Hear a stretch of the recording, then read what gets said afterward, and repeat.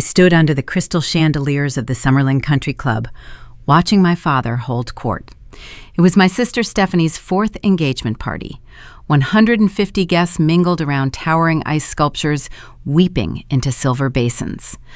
The air smelled of seared prime rib and expensive perfume. David walked a half step behind me, a steady anchor in a room full of noise. We wore dark, tailored suits. We brought no wrapped gift. I carried only a slim black leather portfolio. I did not wait for a polite pause. I navigated through the sea of silk dresses and stepped straight to the VIP table. My father, Richard, was mid-sentence, spinning an exaggerated tale about his logistics company to impress the wealthy parents of my sister's new fiancé.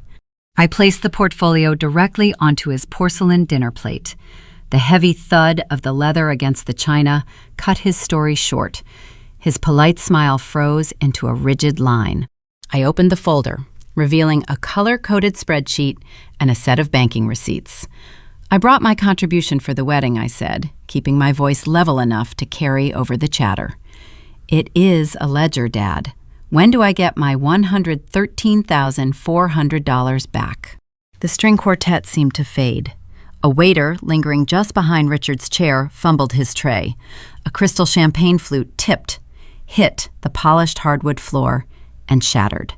The sound rang like a gunshot in the dead quiet of the room.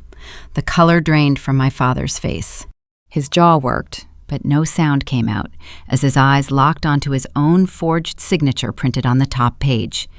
He stood up, knocking his chair back, and stormed out of the ballroom. Before I tell you exactly how I trapped him with his own numbers, take a second to hit like and subscribe to Savage Revenge Stories. Drop a comment and tell me your age and where you are listening from. I always enjoy seeing the different seasons of life you are all in. To understand how a respected Nevada executive morphed into a cornered embezzler, you have to look at our family like a balance sheet. My name is Kirsten Cox. I am 34 years old, living in Henderson, Nevada. I work as a forensic accountant. My job is finding the money people try to hide. In my father's internal accounting, Stephanie was an inflated asset. She required continuous capital injections to maintain her valuation. I was an off-balance sheet liability, a line item he wrote off years ago, expected to cost him nothing and ask for even less. For 34 years, I played my part. I learned the true cost of independence 7 years ago when David and I got engaged. I sat in my father's home office and asked if he would help with our modest backyard wedding. Richard laughed out loud. He leaned back in his leather chair, swirling his drink. "You are a grown woman, Kirsten," he told me. "Pay your own way." I swallowed the rejection and walked out. David and I paid for our $5,000 ceremony ourselves. I recall a memory of my late grandmother who once warned me that my father did creative accounting with love. She told me to protect my principal. I did not understand her then. I thought Richard was just frugal. Then came our wedding reception. Richard handed me a cheap silver-plated photo frame. When I turned it over, a discount store clearance sticker was still glued to the black felt back. I peeled the sticker off with my thumbnail, feeling a cold knot form in my stomach. The sting was not his refusal to pay. It was the precedent he set for what was about to happen next. 7 years ago, the illusion of an equitable family broke in a room smelling of lemon polish and expensive cigar smoke. I sat across from my father in his home office, a space designed to intimidate. The mahogany desk was the size of a small boat, positioning him as the captain of every conversation. I rested my hands on my lap, keeping my posture straight, and asked a simple question. I asked if he would help contribute to my upcoming wedding with David. Richard did not offer a gentle decline. He did not cite cash flow issues or offer a compromise. He leaned back in his high-backed leather chair, steepled his fingers, and laughed out loud. The sound was sharp, echoing off the wood-paneled walls. He looked at me with an expression of mild amusement, as if I had just pitched a terrible business idea. "You are a grown woman, Kirsten," he said, letting the words hang in the quiet air. "Pay your own way." I did not argue. I did not shed a tear or raise my voice. I treated the rejection like a denied budget proposal. I simply nodded, stood up, and walked out of the room. I understood then that my father viewed parental support not as a duty, but as a discretionary fund reserved for projects that yielded a specific return on investment. I did not fit his portfolio. David understood this implicitly. My fiancé was a man who lived in reality.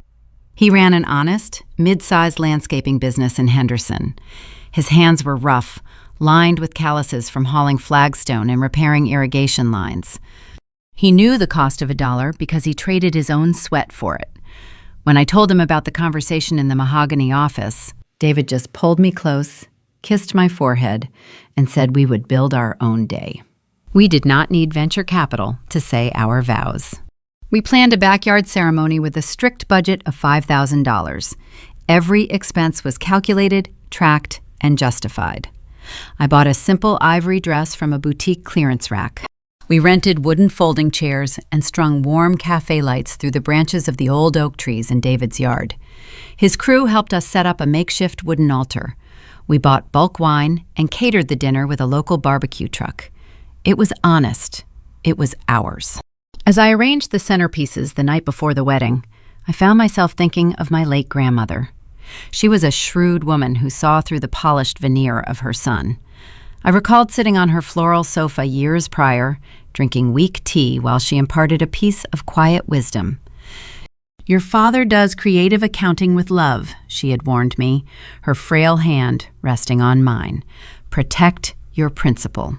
I did not fully grasp the weight of her words back then.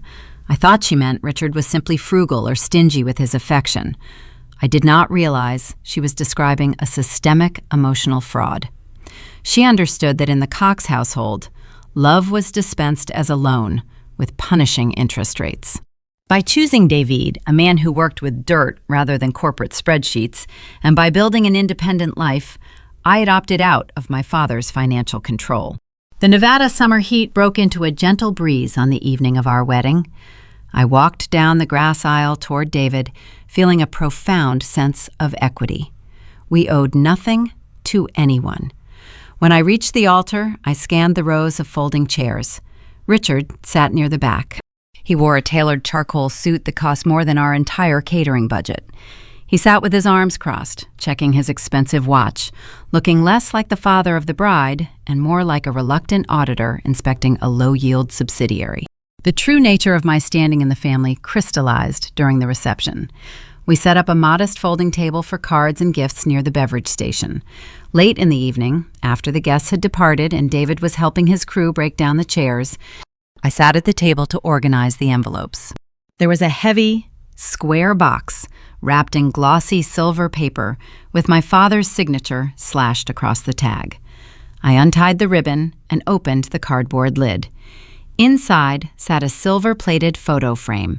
It was generic, heavy, but lacking any real craftsmanship. I turned it over in my hands to inspect the backing. There, stuck stubbornly to the cheap black felt, was a bright yellow clearance sticker from a big box discount store. It read $9.99. I sat alone under the fading cafe lights and picked at the edge of the sticker with my thumbnail. The adhesive was old and gummy. It refused to come off cleanly, leaving a sticky residue behind. I pressed my thumb against the glue, feeling the cheap friction. That yellow sticker was a masterclass in my father's psychology. He needed the outward appearance of participation. He needed to hand a heavy silver box to his daughter at her wedding so the other guests would see a supportive father. But underneath the wrapping, the investment was hollow. He spent $10 to purchase $1,000 worth of optics. I tossed the frame back into the box. A hard, cold realization settled in my chest. In the Cox family, fierce independence was treated as a threat. Because I did not ask my father for permission, because I did not rely on his wallet, I could not be leveraged. My self-reliance was punished with indifference. I decided right then to accept my lot in life. I mentally filed my family's emotional neglect away as a sunk cost. In accounting, a sunk cost is money that has already been spent and cannot be recovered. You do not mourn it. You do not factor it into your future decisions. You simply draw a line under it and move forward. I closed the ledger on expecting any genuine support from Richard or my mother. I built a firewall around my marriage and my career, determining that David and I would thrive on our own clean balance sheet. But I miscalculated the ripple effects of that backyard wedding. The true sting of Richard's refusal was not the lack of financial help. It was not the cheap silver frame or the yellow clearance sticker. It was the precedent he established in front of the entire family. By publicly writing me off, he cleared the runway for his preferred investment. I thought I understood the depths of my father's favoritism. I thought the line was drawn. I had no idea that while I was busy learning how to survive on a $5,000 budget, my younger sister Stephanie was learning a very different lesson. She watched my father laugh at my independence, and she realized that dependence was the true currency of his affection. The stage was set, and the cost of maintaining the golden child was about to bankrupt the very foundation of our family. My backyard wedding faded into the Nevada dust, a closed ledger in my mind. Over the next 6 years, while I built my forensic accounting firm line by grueling line, scrutinizing balance sheets and testifying in deposition rooms, my younger sister Stephanie discovered her own vocation. She became a serial bride.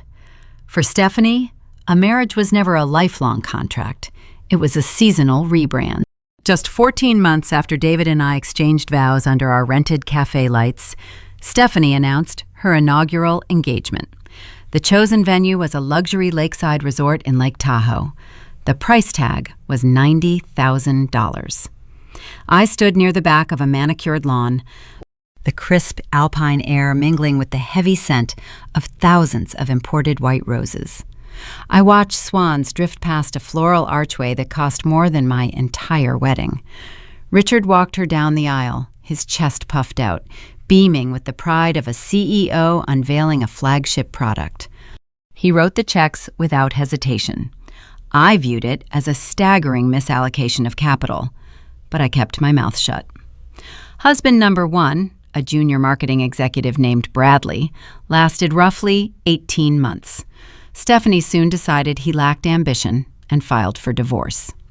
In her accounting, she simply wrote him off as a bad investment. The swift collapse of the marriage did not prompt any introspection. Instead, my mother, Susan, went into crisis management mode. Susan treated social appearances like a fragile ecosystem, requiring constant protection. Whenever I pointed out the glaring financial disparity of Richard buying Stephanie a new life while ignoring mine, Susan deployed a well-rehearsed defense mechanism. I can still smell the sharp scent of her jasmine perfume as she cornered me in the Tahoe resort lobby. She lowered her voice, scanning the room to ensure no one was listening. "Stephanie possesses a fragile heart," Susan whispered, adjusting her silk scarf. "She requires extra support to navigate the harsh realities of the world. Kirsten, you have always been the strong one. Your sister needs this win." It was textbook emotional deflection. I was penalized for my resilience, while Stephanie was handsomely rewarded for her orchestrated vulnerability. The ink on the divorce papers barely dried before fiancé number 2 entered the ledger. This time, the venue was a sprawling, gilded ballroom on the Las Vegas Strip. The budget ballooned to $120,000. Crystal chandeliers dripped from the ceiling, imported silk draped the walls, and a celebrity chef curated a 5-course tasting menu. I sat at a table near the swinging kitchen doors, slicing into dry chicken and calculating the rapid depreciation of the centerpieces. Richard once again footed the bill, smiling for the flashbulbs, unfazed by the recurring expense. I watched him hand a thick envelope to the wedding coordinator and felt a sharp sting of injustice tight in my chest. David gripped my hand under the table, his rough palm a grounding force amidst the fabricated glamour. We went home to our modest house, woke up at 6 the next morning, and went to work. I earned my life one audited spreadsheet at a time. Stephanie financed hers on Richard's limitless credit line. The Vegas marriage survived exactly 2 years. The subsequent divorce was framed by my mother as a tragic collision of mismatched souls. Soon enough, engagement number 3 was broadcast to the family. The destination was a private, sun-drenched vineyard in Napa Valley, California. The cost peaked at $130,000. By this point, the pageantry had descended into pure absurdity. The guest list shrank noticeably, reflecting the quiet exhaustion of friends and extended relatives tired of purchasing crystal decanters for a woman who changed husbands like leased vehicles.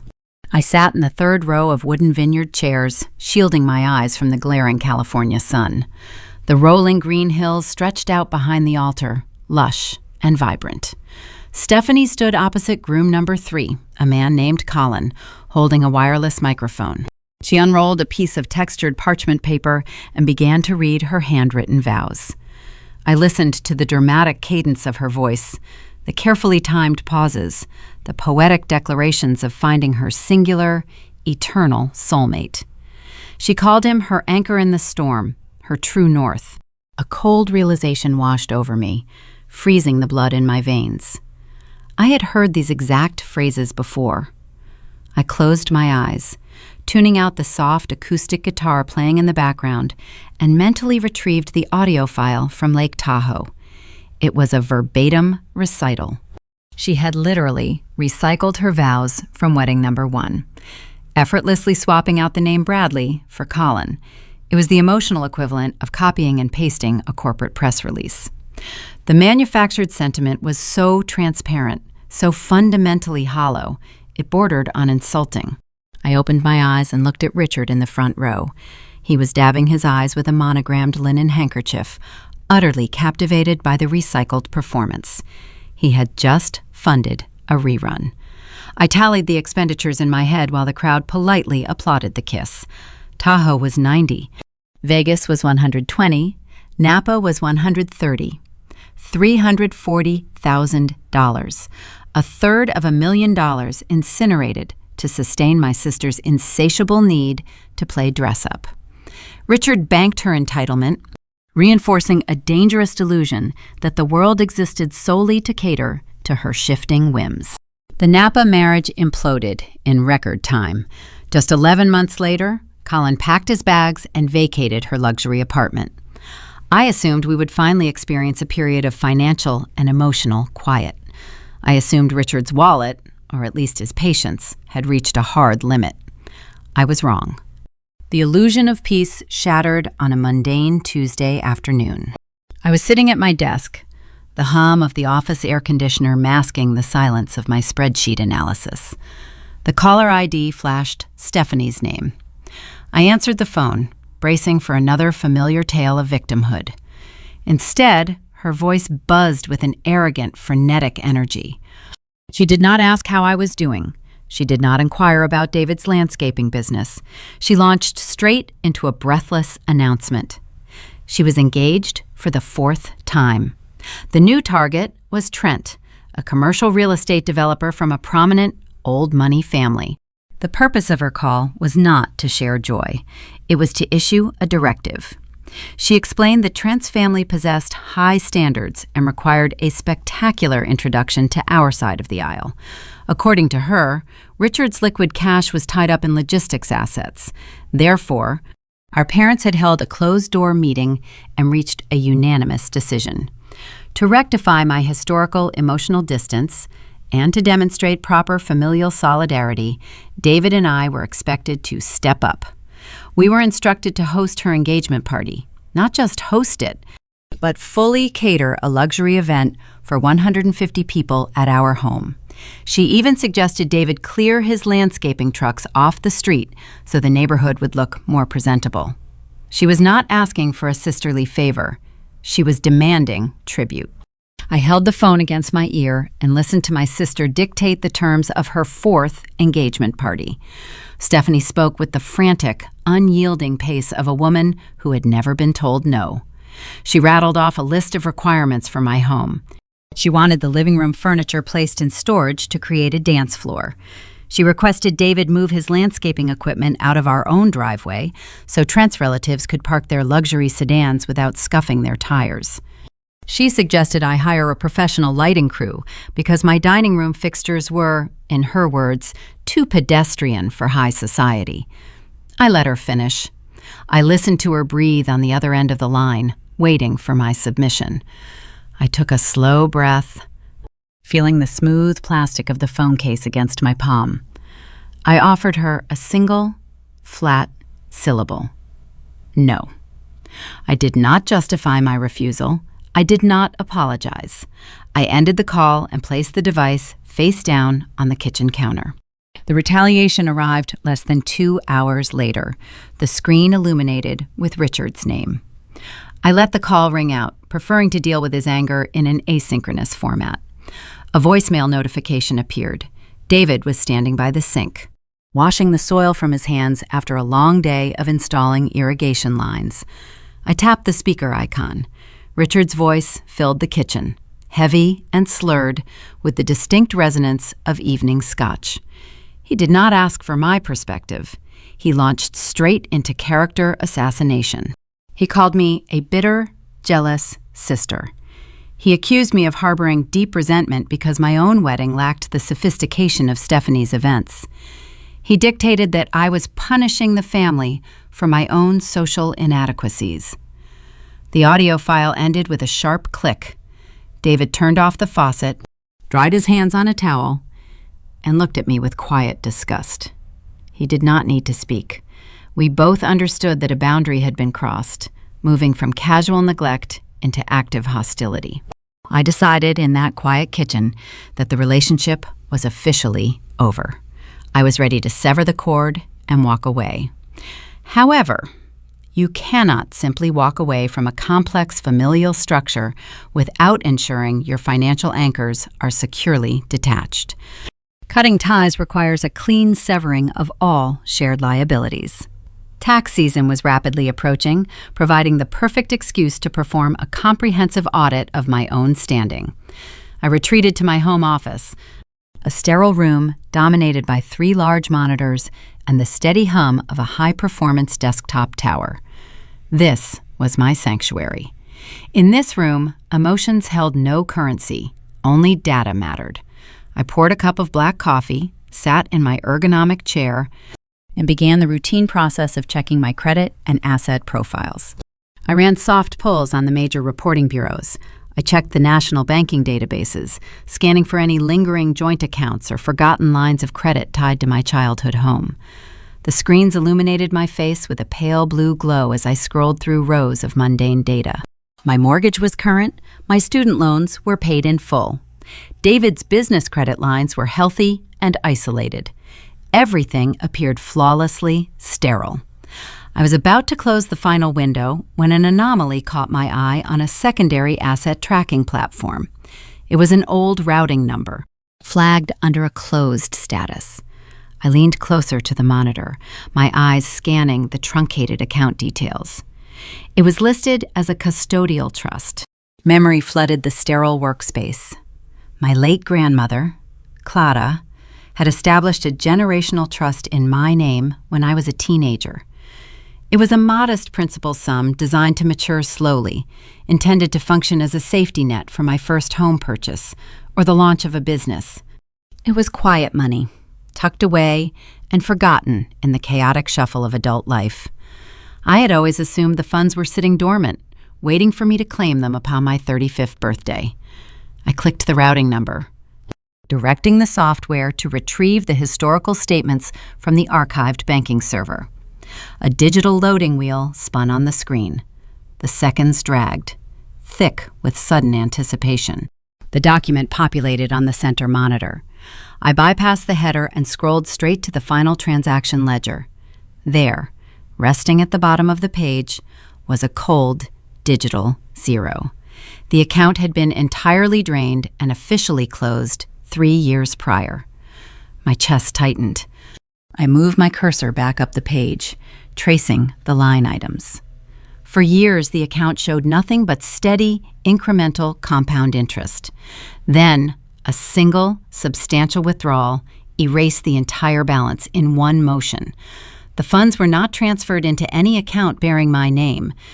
They were wired out by the original custodial guardian, Richard. I stared at the timestamp of the final wire transfer, May 14th. The date echoed in my mind, searching for context, until it sharply aligned into place. I remembered that exact week with vivid clarity. Stephanie had been sitting at my kitchen island, weeping uncontrollably into a paper napkin. She had selected a lavish Las Vegas Strip ballroom for her second wedding, but the venue required an exorbitant upfront deposit to secure the date. Richard had told her not to worry, claiming he just needed a few days to move some liquid assets around to cover the invoice. My father did not move his own liquid assets. He moved mine. He stole my future to finance her present. The paradigm shifted beneath my feet, altering the entire history of my family dynamic. When Richard laughed in his mahogany office and told me to pay my own way for my backyard wedding, he was not just being stingy. He was laying the groundwork for a cover-up. He guarded his own wealth while using my grandmother's quiet gift as a slush fund for his favorite daughter. He stole the safety net intended for my life to buy crystal chandeliers and celebrity chefs for a marriage that lasted barely 2 years. A profound silence settled over the home office. The hurt of a rejected daughter dissolved, evaporating into the cool, conditioned air. In its place, a distinctly different persona emerged. The betrayal had upgraded from emotional neglect to a severe federal crime. Embezzlement, wire fraud, forgery. An ordinary person might have cried over the stolen money or called the police in a fit of rage, but an auditor does not cry over stolen capital. An auditor tracks it. I reached for my mouse. I minimized the banking document and opened a blank spreadsheet. The grid stared back at me, crisp and uncompromising. The hunt had officially begun. I did not call my father. I did not drive to my parents' house to confront my mother. Nor did I send a furious text message to Stephanie. Amateurs react to betrayal with noise. Professionals investigate in silence. For the next 14 days, I transformed my home office into a sterile war room. I suspended my personal life, handing David the household responsibilities, and dedicated every waking hour outside of my firm to auditing Richard Cox. My methodology was cold, sequential, and relentless. I started the process by utilizing the rights granted to me under state financial statutes. As the named primary beneficiary of the generational trust, I possessed the legal authority to demand a full historical accounting of the closed fund. However, retail banks operate on friction. They build bureaucratic walls designed to deter inquiries into old accounts. Customer service representatives are trained to deflect. But I deal with corporate compliance officers for a living. I bypass the local branches entirely. I drafted a formal legal demand, cited the specific federal banking regulations regarding beneficiary disclosures, and routed my inquiry directly to their corporate legal department via certified mail. I gave them a strict window to comply before I filed a formal complaint with the Federal Financial Protection Bureau. While I waited for the bank to process the archival request, I ran deep background checks on the logistics industry in Nevada. I needed to establish a baseline of my father's financial reality. I pulled public records from the Secretary of State database. I cross-referenced municipal tax filings and reviewed the general market conditions for freight companies operating in the Southwest Corridor. On the surface, Richard's operations appeared robust. He sponsored charity golf tournaments. He dined at expensive steakhouses. He drove a current year European luxury sedan. He projected the precise image of an untouchable executive, a man whose wealth was a permanent fixture of the local economy. On a quiet Thursday afternoon, the postal carrier rang my doorbell. He handed me a thick, rigid cardboard envelope sealed with red tamper-evident tape. I carried the package into my office, locked the door behind me, and sliced the top open with a steel letter opener. Inside rested a stack of high-resolution photocopies detailing every transaction from the final 12 months of the trust fund. The scent of fresh toner drifted up from the pages. I spread the papers across my large oak desk, arranging them in strict chronological order. My eyes skipped past the standard monthly maintenance fee deductions and landed directly on the final withdrawal slip. It was a manual authorization form, scanned from the original hard copy kept at the local branch. The date printed at the top right corner aligned perfectly with the second week of May. It was the exact week Stephanie was panicking over securing her Las Vegas ballroom. I leaned over the desk, bracing my weight on my palms, and studied the signature line. Someone had signed my name to authorize the outbound wire transfer. I did not need to hire a handwriting expert to identify the author. The dark blue ink strokes told a story I had known since childhood. The signature attempted to mimic my adult cursive, but the forger betrayed himself on the very first letter. The capital K was looped in a highly specific, dominant style. It featured a sharp, distinct downward slash that cut through the lower line of the text box. It was the exact same stylized K my father used whenever he signed my 5th grade math report cards. Sitting in the cool glow of my desk monitors, I traced the copied ink with the tip of my index finger. The reality of the mechanics set in. Richard had walked into a local bank branch. He invoked his expired status as my former custodial guardian, a status that legally terminated the day I turned 18. He presented outdated documentation to a careless teller and forged my identity with the casual ease of a parent signing a school permission slip. He reduced me to a minor, a piece of property lacking autonomy over my own future. It was a staggering violation of trust, executed with chilling routine. But the forgery was merely the entry point. The subsequent wire transfer logs revealed the true sophistication of his crime.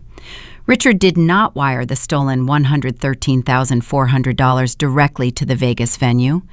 He knew a direct transfer would leave an undeniable paper trail connecting my grandmother's trust to Stephanie's wedding. Instead, he employed a fundamental technique of financial concealment, known as layering.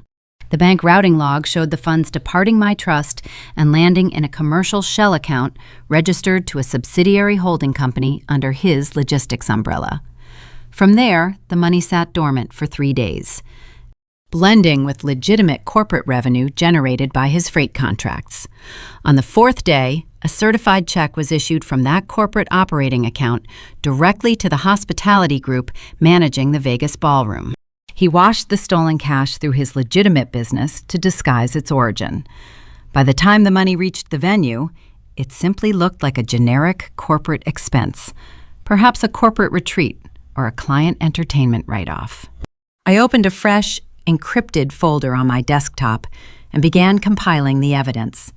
I scanned the forged withdrawal slip, the internal bank routing numbers, and the corresponding corporate payout receipts. I was no longer a discarded daughter nursing a grudge over a cheap silver photo frame. I was an auditor securing the hard proof required for a civil fraud lawsuit. The methodology was meticulously documented. The paper trail was undeniable and mathematically sound. If I presented this curated file to a Nevada state prosecutor, Richard would immediately face felony charges for wire fraud and identity theft. I printed the digital files on high-quality paper, placing each page carefully into a slim, black leather portfolio. I smoothed my hand over the leather cover. The trap was fully constructed. The weapon was loaded. I sat back in my ergonomic chair and stared at the black portfolio resting on my desk. The evidence was pristine, yet a profound sense of unease washed over me. The math bothered my forensic mind. In the world of financial crime, the risk must always align with the reward. Richard possessed an empire of warehouses and freight contracts. He portrayed a man of infinite liquid capital, a titan of local industry. Why would a supposedly wealthy logistics owner risk a lengthy federal prison sentence and the total destruction of his professional reputation for a mere $113,000? The risk-to-reward ratio was entirely illogical. It was the equivalent of a casino owner choosing to rob his own lobby vending machine. Wealthy men do not commit desperate, sloppy forgeries at local bank branches unless they are backed into a terrifying corner. The stolen trust fund was not the disease affecting our family. It was merely a symptom. There was a deeper, far more dangerous secret hidden within Richard's corporate ledger, a truth waiting to be uncovered. My hunt into the corporate filings of Cox Logistics was interrupted on a Tuesday morning. I was sitting at my desk reviewing state municipal tax codes when the heavy glass door of my firm swung open. I looked up to see my mother, Susan, standing in the reception area. Her sudden appearance was a tactical maneuver. Susan avoided my office in Henderson like a contested territory, preferring the manicured safety of her country club lunches. Her physical presence signaled a desperate need to control the narrative. She had sensed the cold vacuum of my silence following Richard's drunken voicemail and recognized it not as submission, but as a gathering storm. She bypassed the receptionist, clicking her designer heels across the hardwood floor, and closed my office door behind her. Susan possessed a talent for weaponizing politeness. She did not sit down immediately. Instead, she paced the length of my office, a visual inspection intended to assert dominance. She adjusted the drape of her expensive silk scarf, a Hermes piece I recognized from a recent holiday catalog, and sighed with theatrical exhaustion. She launched into a preemptive strike disguised as a casual update. Stephanie has decided to elevate the engagement party. Susan announced, tapping her manicured fingernails against the edge of my desk. Trent's parents are flying in from Boston. We simply could not host them at your house. It would send the wrong message. We secured the main dining room at the Summerlin Country Club. It is a logistical nightmare, of course, but necessary for the optics. She paused, waiting for my reaction. I kept my face perfectly neutral, my hands folded over the closed laptop containing the forged withdrawal slips. I offered her nothing. Susan shifted her weight, unnerved by the silence.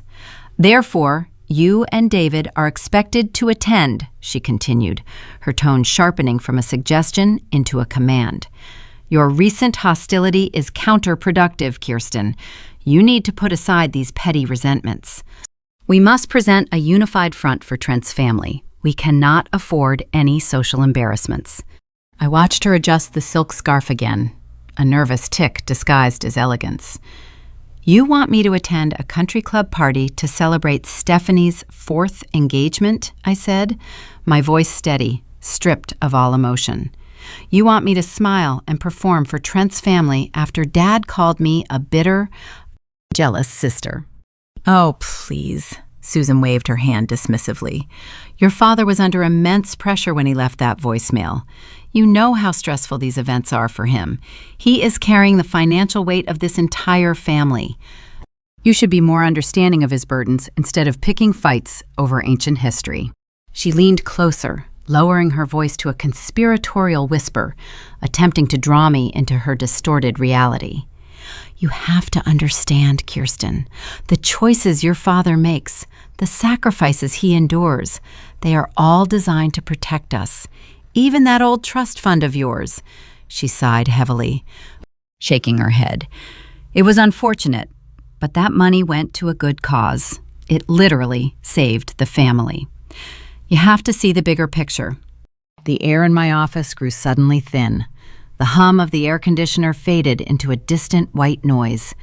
I stared at the woman sitting across from me, processing the magnitude of her confession. She knew. My mother. The woman who spent decades lecturing me on the virtues of familial loyalty and moral uprightness possessed full knowledge of the embezzlement. She was an active accomplice in the theft of my future. She did not view the draining of my trust account as a crime. She viewed it as a necessary family tax, a justifiable redistribution of wealth to maintain their polished facade. I felt a sickening drop in my stomach, a physical reaction to the sheer audacity of her rationalization.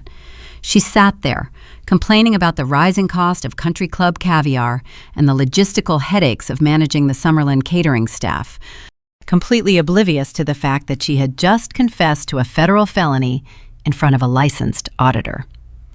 She believed her maternal authority granted her immunity from the law. A good cause, I repeated, testing the phrase. It saved the family. Yes, she nodded eagerly, misinterpreting my shock for sudden comprehension. It was a crisis, Kirsten. We were facing a catastrophic humiliation. Your father had to make a difficult executive decision to keep everything afloat.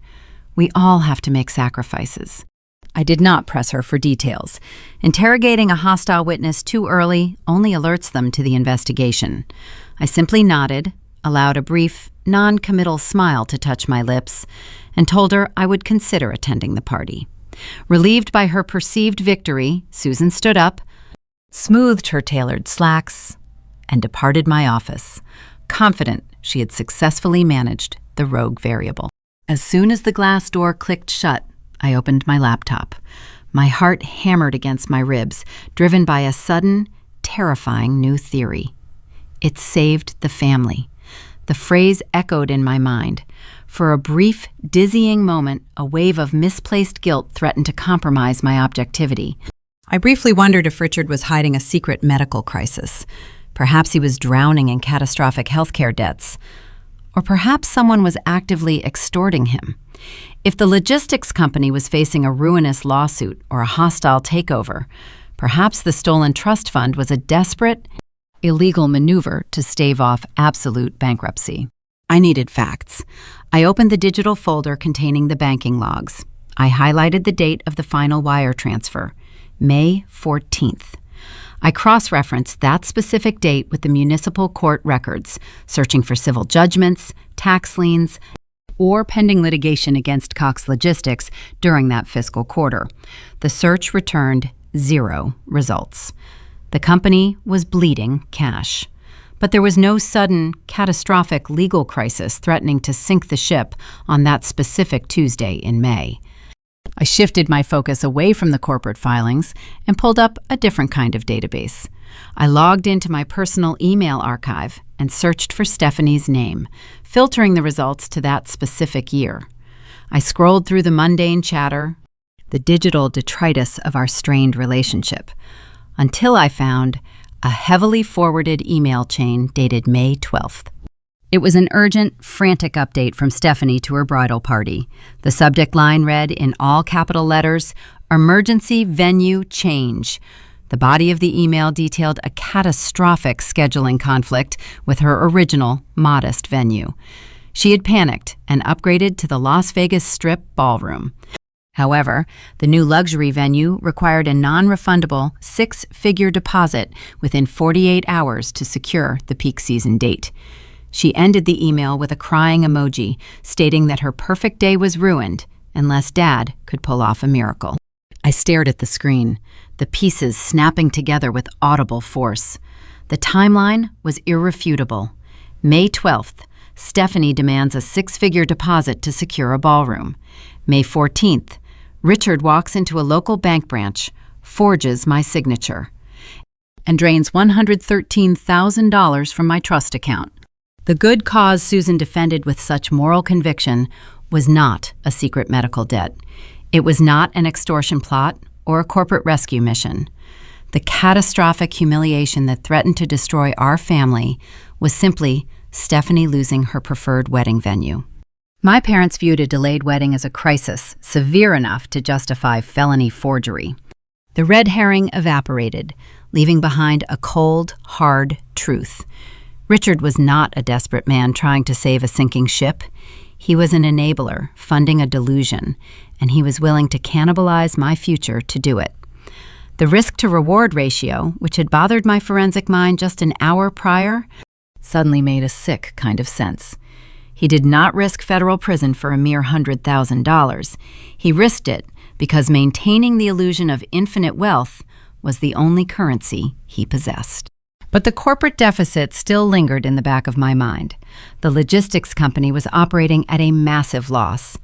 If Richard was willing to steal my trust fund to cover a venue deposit, what else was he hiding within his corporate ledgers? I closed the email tab and reopened the Secretary of State database. It was time to stop looking at the family drama and start piercing the corporate veil. My mother's departure left a residual chill in the office. but it also provided the missing variable I needed. The good cause she championed was not a random crisis. It was a systemic cover-up.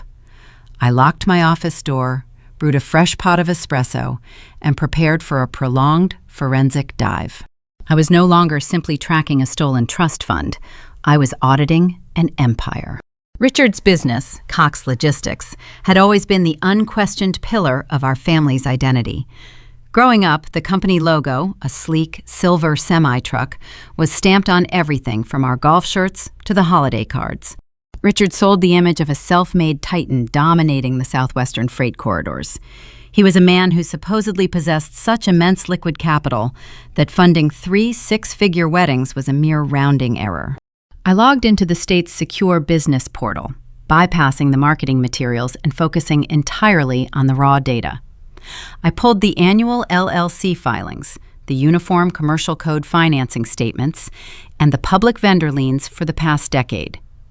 In forensic accounting, you do not look at the revenue, you look at the debt structure. The initial documents painted a picture of rapid expansion during the early 2000s. He acquired new fleets, expanded warehouse space, and secured lucrative government contracts.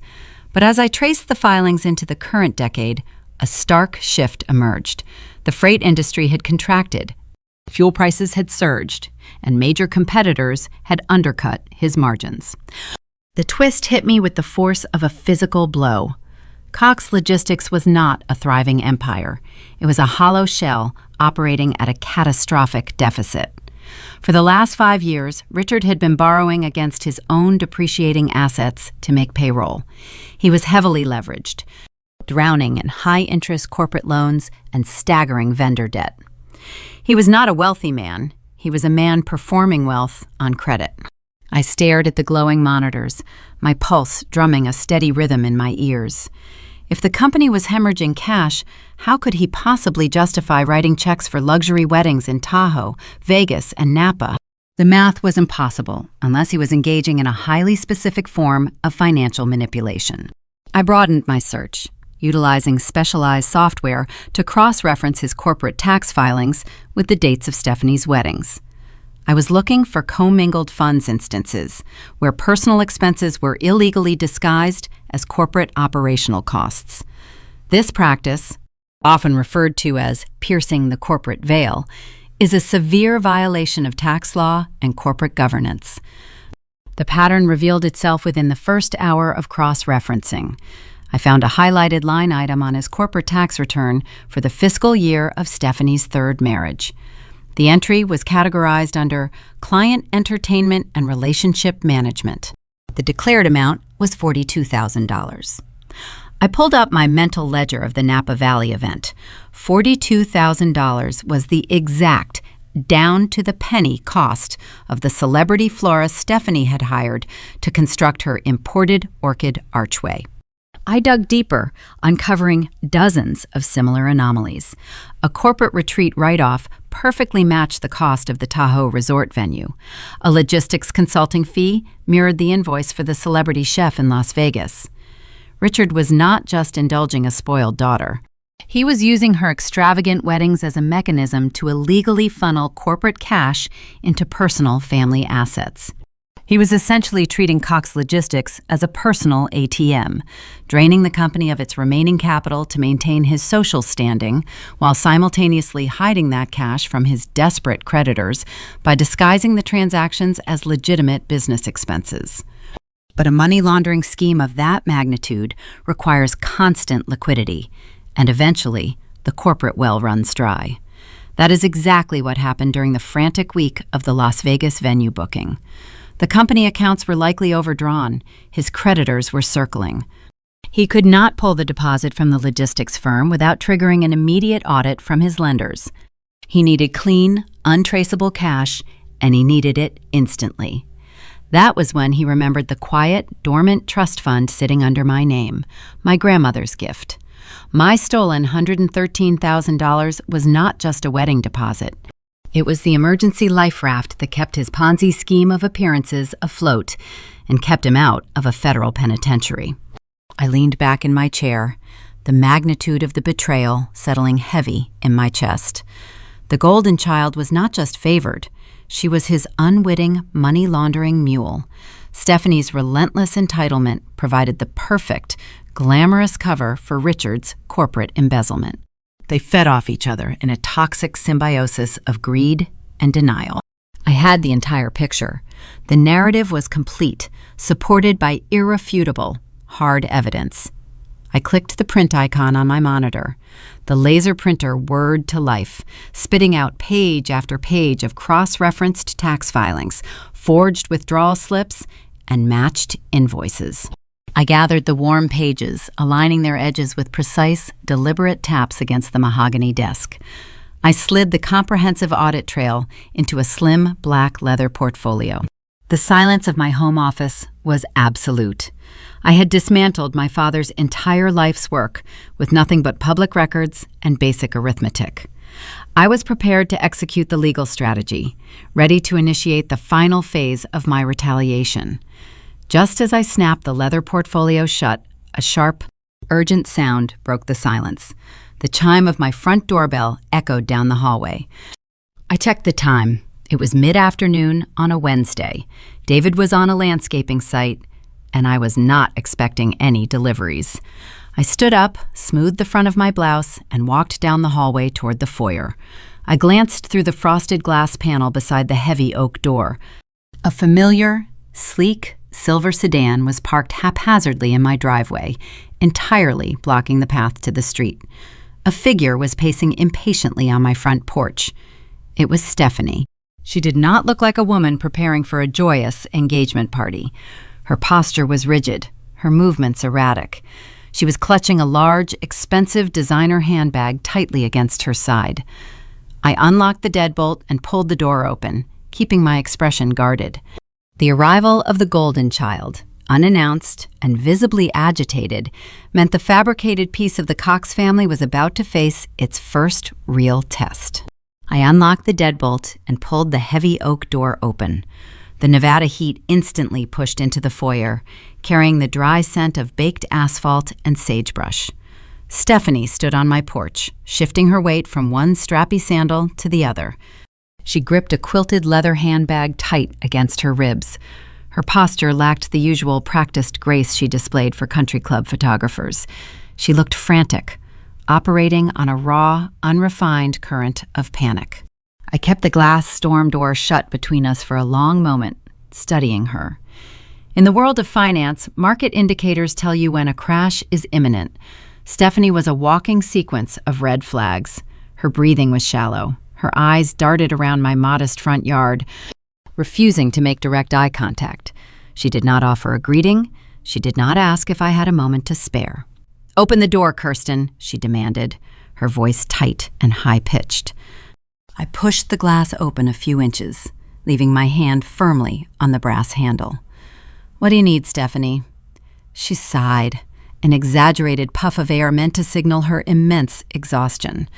"Trent's mother just informed me she is wearing vintage Cartier to the engagement party." Cartier, Kirsten. Do you understand what that means for the photographs? I cannot stand next to that woman wearing modern retail jewelry. I need the sapphire. The sapphire. My grandmother Clara had owned a stunning, teardrop-cut blue sapphire pendant set in platinum. When she passed away, she bypassed my mother and my sister, leaving the heirloom directly to me. It was the only physical inheritance I possessed. Clara knew Stephanie would treat the necklace as a prop, a temporary accessory to be paraded and eventually pawned or lost during one of her theatrical divorces. I kept the pendant locked inside a fireproof steel safe in my bedroom closet. I wore it perhaps once a year, honoring its history rather than exploiting its appraised value. Stephanie did not wait for my response. She pointed a manicured finger toward the hallway. "Go get it. I am using it as my something blue for the wedding. But I need to debut it at the party on Saturday to establish my pedigree with Trent's family. They need to know we have generational wealth, too." I stared at her, marveling at the sheer density of her delusion. She stood on my porch, demanding access to my only heirloom to impress a family of real estate developers. all while her previous 3 weddings had bankrupted our father's logistics company. She was attempting to secure a 4th husband using a counterfeit narrative of generational wealth, a narrative currently funded by my stolen trust account. "The necklace is not leaving my safe," I said. My voice remained flat, devoid of any friction or heat. Stephanie blinked, her perfectly sculpted eyebrows pulling together in genuine confusion. The concept of denial was a foreign language she had never been forced to learn. "What are you talking about?" "I am the bride. You do not even wear it. It just sits in a dark box gathering dust. I actually need it." "You want a prop to impress a woman you met 3 months ago?" I replied, holding my ground in the doorway. "The answer is no." The confusion on her face hardened into something sharp and ugly. The polished facade she wore for Trent evaporated, revealing the frantic, entitled core beneath. Her voice climbed an octave, echoing off the stucco walls of my entryway. "You are doing this on purpose. You are trying to sabotage my event because your own life is so ordinary." She spun around, gesturing wildly toward the driveway. David's work vehicle, a heavy-duty Ford F-250, sat parked near the curb. The truck bed held a load of fresh topsoil and a stack of irrigation PVC pipes. It was a machine built for honest, grueling labor. "Look at how you live," Stephanie sneered, her upper lip curling. "You hoard vintage jewelry while your husband drives a dirt-covered commercial truck. You live in a mediocre suburban tract house, and you spend your days staring at spreadsheets. You are a miser, Kirsten. You are punishing me because Dad actually supports my dreams, and you chose a life of manual labor and coupons." I did not flinch. Her insults were predictable, a desperate tactic deployed by a debtor defaulting on a loan. She believed wealth was defined by the labels on her clothing and the prestige of her venues. She did not understand that true wealth is a clean ledger. David owned that heavy-duty truck free and clear. His landscaping business carried 0 debt. My modest house was building equity every single month. We slept soundly. Stephanie, meanwhile, was wearing a designer dress purchased with embezzled funds, preparing to marry a man who would leave her the second he reviewed her father's true financial disclosures.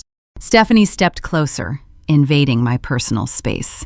She leaned her face toward the glass storm door. "If you ruin my standing with Trent's family, I will make sure Dad cuts you out of this family forever." As she hissed the threat, her lips brushed the glass pane. She pulled back, leaving a greasy, rose-colored smudge of expensive lip gloss smeared across the pristine surface. It was a small, ugly mark of her presence, a physical manifestation of her blinding greed. I looked at the oily residue on the glass, then looked back into her furious eyes. The last lingering shred of sibling empathy withered and died. I felt nothing but the cold, analytical focus of an auditor preparing to liquidate a fraudulent asset. "Wait here," I told her. I stepped back and pulled the heavy oak door shut, leaving her standing in the sweltering heat. I did not walk toward my bedroom closet to open the fireproof safe. Instead, I walked straight into my home office. The printed pages of the financial audit lay stacked neatly inside the black leather portfolio on my desk. I opened the top drawer of my oak desk.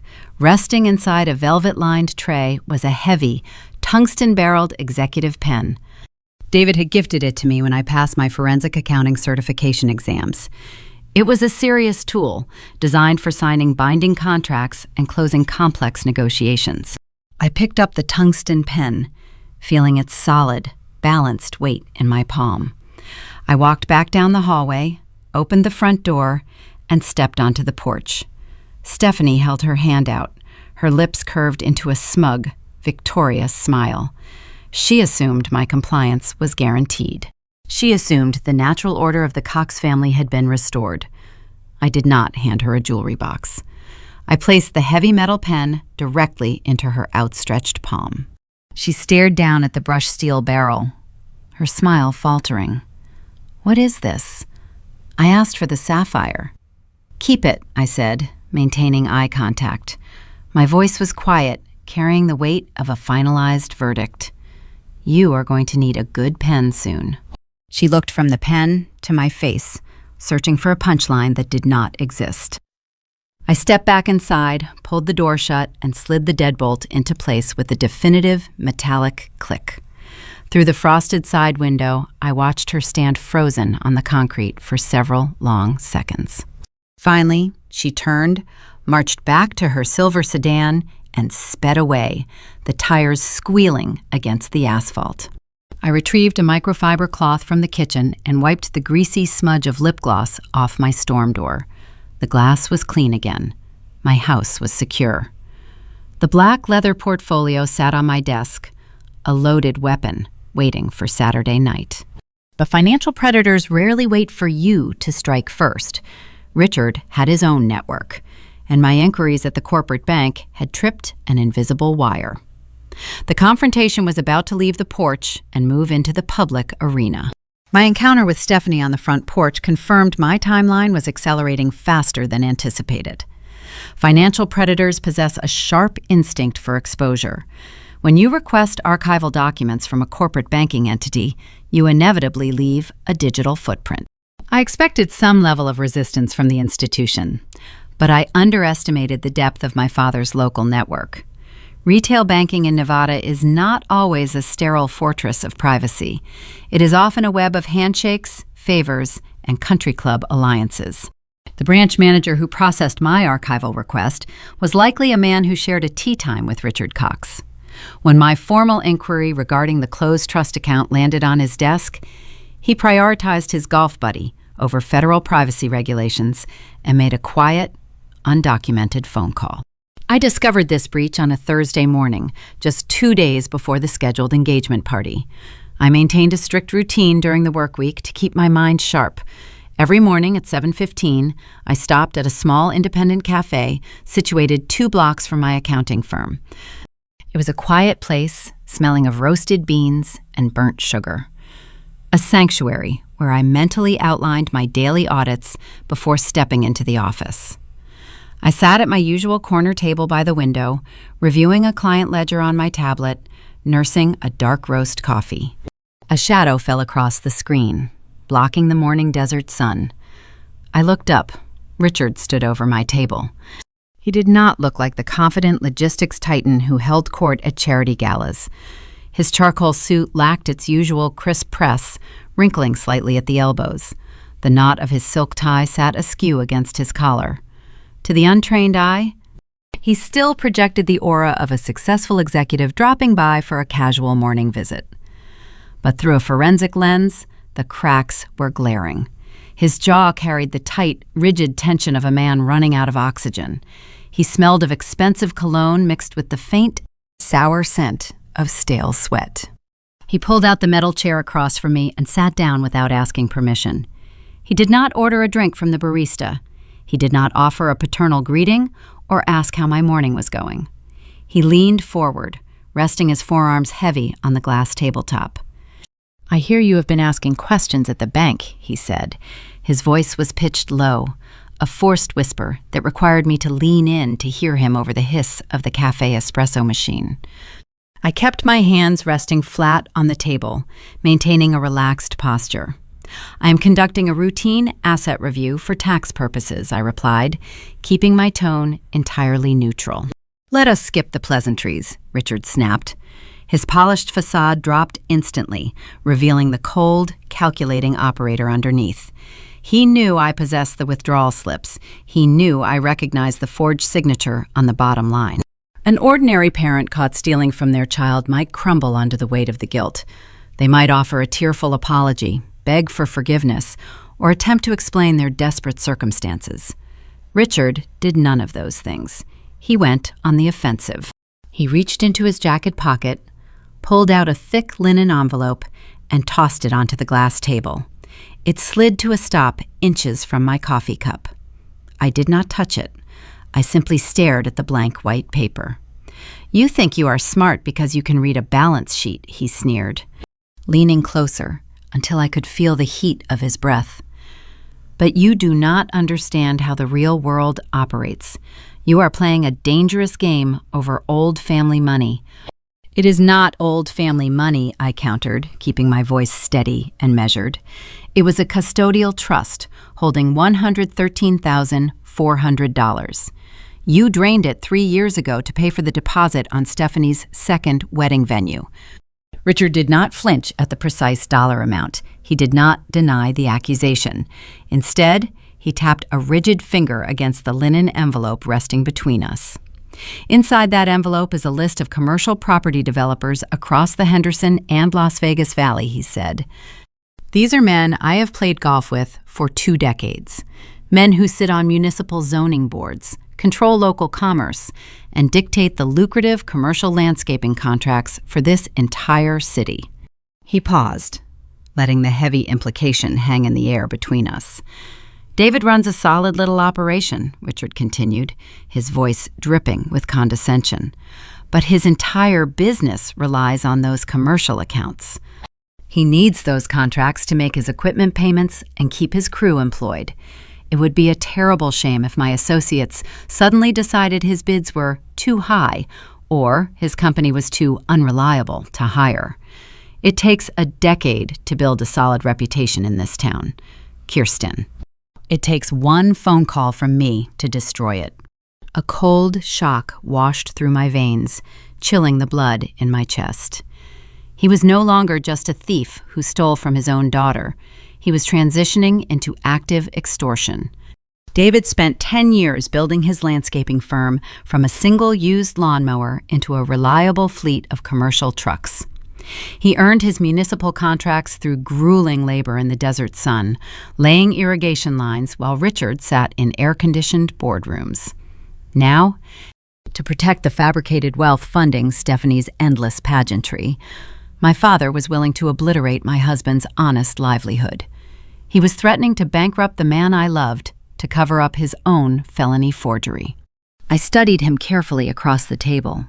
He stared back, attempting to project unwavering dominance and control, but his body betrayed his internal panic. His left wrist rested on the edge of the table. He was wearing a heavy 18-karat gold Rolex, a flashy piece he frequently brandished to signal his elite status. As he waited for my submission, he began lifting his wrist a fraction of an inch and dropping it. The heavy metal clasp of the watch struck the glass surface. Clink! He did it again. Clink! It was a rhythmic, involuntary spasm. I watched the gold metal strike the glass. It was a nervous tell. I had only witnessed that specific gesture once before, during my childhood, when a major freight contract fell through and he thought no one was watching. The rhythmic tapping of the luxury watch was the sound of a man losing his grip on the narrative. He was terrified. He threatened David's business because he had zero leverage over me. He knew his logistics company was a hollow shell bleeding cash, and he knew a civil fraud investigation would expose his insolvency to his own creditors. He was a cornered animal trying to bare his teeth. I processed the depth of his moral bankruptcy. He viewed his daughters not as human beings, but as opposing assets on a spreadsheet. One was a fragile prize needing constant funding, and the other was a systemic threat requiring immediate neutralization. Family protects family, Richard whispered, misinterpreting my prolonged silence for fear. He leaned back in his metal chair, the tapping of his watch finally ceasing. He looked satisfied, convinced his threat had landed a fatal blow. You are going to stop this foolish crusade. You are going to drop this bank inquiry today. You and David will attend the engagement party on Saturday, and you will smile for the cameras. Your silence is mandatory. Kirsten. If you make a fuss over this, David loses everything he has built. I slowly reached out and picked up my coffee cup. I took a deliberate sip, letting the bitter, dark roast ground my racing thoughts. Emotional reactions are the enemy of strategic execution. If I screamed at him, threw the hot coffee in his face, or threatened him with the police right there in the crowded cafe, I would give him the opportunity to prepare a legal defense. I needed him to believe his extortion had succeeded. I needed him to walk into the country club on Saturday feeling invincible and secure. I set the cup down and looked directly into his eyes, matching his cold stare. "You have made your position very clear, Dad," I said. My voice was smooth, compliant, and deceptively soft. "I understand the stakes. I will not make a fuss." Richard exhaled a long, shaky breath. A patronizing smirk returned to his face, restoring a fraction of his usual arrogance.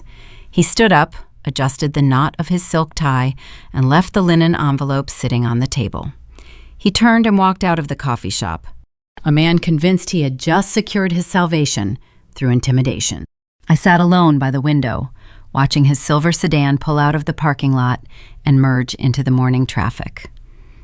I reached across the table, picked up the linen envelope containing his threats, and dropped it, untouched, into the nearby trash receptacle.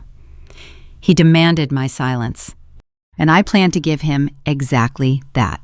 I would not make a fuss. A fuss is noisy, chaotic, and easily dismissed by a clever lawyer. I paid my tab and walked the 2 blocks to my office. The time for gathering evidence and auditing the past was officially over. It was time to draft the indictment. I was going to execute a legal decapitation, and I was going to do it in front of the very audience he sacrificed my future to impress. I walked back into my firm, packed my audited files into a secure briefcase, and informed my receptionist to cancel my afternoon appointments. I drove straight to downtown Las Vegas. I did not drive to the local police precinct. Law enforcement operates on a slow, bureaucratic timeline. Filing a criminal report would tie up the stolen funds in a lengthy asset forfeiture investigation, leaving David vulnerable to my father's extortion in the interim. I needed a surgical strike. I needed a weapon that would neutralize the threat instantly. I drove to the high-rise office of Gregory Sterling. Gregory is a corporate litigator specializing in white-collar fraud. We had collaborated on several corporate embezzlement cases in the past. He knew my methodology, and I trusted his ruthlessness. We sat in a glass-walled conference room on the 32nd floor. The air conditioning hummed, keeping the space crisp and sterile. The Las Vegas skyline baked in the afternoon sun outside the floor-to-ceiling windows, a sprawling grid of neon and asphalt. I opened my black leather portfolio and arranged the documents across the polished mahogany table. I laid out the forged withdrawal slip, the internal banking logs, the matching invoices for the Nevada floral vendors, and the corporate tax returns highlighting the false deductions. Gregory picked up a silver pen and reviewed the paperwork in silence. He did not ask clarifying questions. The numbers spoke their own distinct language, and the narrative they formed was undeniable. After 20 minutes, Gregory set his pen down and looked across the table. He confirmed the forgery was a textbook felony. However, we both knew a criminal charge was a blunt instrument. We needed a precise mechanism to guarantee the prompt return of my $113,000 while simultaneously stripping my father of his power to destroy my husband's business. We formulated a civil strategy. We drafted a devastating civil fraud complaint. We did not merely name Richard Cox as an individual defendant. We specifically targeted Cox Logistics, designating the corporate entity as the primary vehicle for the embezzlement. I explained the legal concept of piercing the corporate veil to David later that evening in our kitchen. Corporate structures are designed to protect owners from personal liability. But when an owner treats a company bank account like a personal wallet, commingling business revenue with private family expenses, that protective veil dissolves. By proving Richard used logistics revenue to pay for luxury wedding vendors, we legally connected his personal fraud to his commercial enterprise. The civil complaint detailed this commingling with forensic precision. This was the inescapable trap.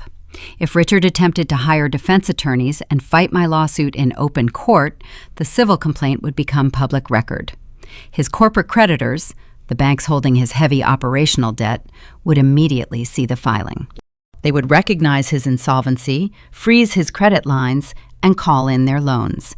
Fighting me would trigger an instantaneous corporate collapse. His only option for survival was total financial surrender. He would have to pay me back, quietly and quickly, to prevent the lawsuit from reaching the public docket. Gregory and his paralegal team spent the next 48 hours finalizing the legal language. They worked through Thursday evening and into Friday morning, ensuring every clause was bulletproof. They cited the specific Nevada statutes governing breach of fiduciary duty, conversion of assets, and civil conspiracy. I remained in their office, reviewing the drafts, verifying the chronological accuracy of the financial exhibits. We built a cage made of paper and ink, a structure far stronger than the fabricated wealth my family paraded around the country club. We finished the final review late Friday afternoon. Gregory printed the completed complaint. He did not use standard office paper. He used a thick, high-quality textured linen stock reserved for final legal filings. He bound the pages with a heavy black spine and handed the document across the table. I took the lawsuit in my hands. The paper felt substantial, carrying a distinct physical weight. I ran my fingertips over the textured cover. For 34 years, my relationship with my family consisted of emotional neglect, quiet dismissals, and subtle manipulations. Those things were invisible. They left no physical marks. But this document was tangible. It was the physical manifestation of my boundaries. It represented the heavy, concrete end of my role as the compliant, discarded daughter. I slid the lawsuit into my leather portfolio and thanked Gregory for his precision. I drove back to Henderson as the sun dipped behind the western mountains, painting the desert sky in shades of bruised purple and dark orange. I pulled into my driveway and parked next to David's landscaping truck. The sight of his work vehicle no longer triggered the anxiety of my father's extortion threat. It brought a profound sense of peace. David had spent a decade building his reputation through honest labor. He planted roots in this city, cultivating a business based on integrity and grit. I was not going to let a desperate man wipe out that legacy to protect a fragile social image. The legal trap I held in my hands guaranteed David's protection. Richard would be too busy liquidating his own assets to ever threaten ours. Saturday morning arrived with a quiet stillness. I did not engage in my usual weekend routine. I bypassed my morning coffee run and stayed inside, preparing my mind for the evening. The engagement party for Stephanie and Trent was scheduled to begin at 7 o'clock. The venue was the Summerlin Country Club, the exact location where my mother had nervously adjusted her silk scarf and confessed to the crime. The irony of the setting provided a grim satisfaction. They chose the most ostentatious stage possible to celebrate a fraudulent union, creating the perfect arena for a financial reckoning. At 5:30, David and I began to dress for the event. We moved around our bedroom in a synchronized, wordless rhythm. He put on a dark charcoal suit, adjusting his tie in the mirror. I selected a tailored navy blue suit, choosing a silhouette that projected authority rather than festive celebration. I did not wear bright colors. I did not put on delicate jewelry. I left the vintage sapphire pendant locked safely inside my fireproof safe, out of reach from my sister's grasping hands. I clipped a simple silver watch around my wrist. I checked my reflection. I looked like an auditor arriving for a hostile acquisition. I walked into my home office one last time. The black leather portfolio sat in the center of my desk. Inside rested the audited spreadsheet, the copies of the forged withdrawal slips, the matching corporate invoices, and the pristine, linen-bound civil lawsuit. The hammer was fully cocked. The legal snare was set and waiting to spring. I picked up the portfolio, feeling its solid weight anchor me to the truth. I turned off the office light and walked down the hallway to meet my husband. It was Saturday night. The time for gathering evidence had passed. It was time to attend the engagement party. The tires of our sedan crunched over the pristine white gravel of the circular drive outside the Summerlin Country Club. Valets in crisp maroon vests hurried to open doors, ushering guests out of imported sports cars and luxury utility vehicles. We handed over our keys and stepped onto the grand portico. The evening air held the residual dry heat of the Nevada desert, But the moment we crossed the threshold of the main double doors, the climate shifted into a chilled, artificial autumn. It was an engagement party engineered to mimic a royal coronation. A string quartet occupied a raised mahogany platform near the grand entrance, bowing a synchronized classical piece that drifted smoothly beneath the overlapping chatter of 150 guests.